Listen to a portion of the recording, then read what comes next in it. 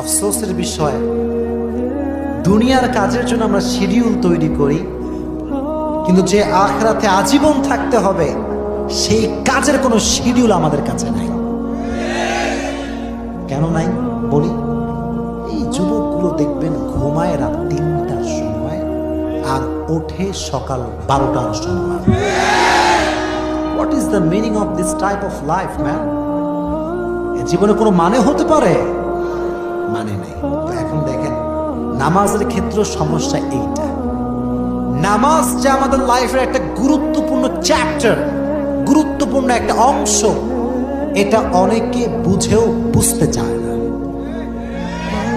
আর নামাজ ধরেও আবার কেন ছেড়ে দেয়, কারণটাকে বুঝতে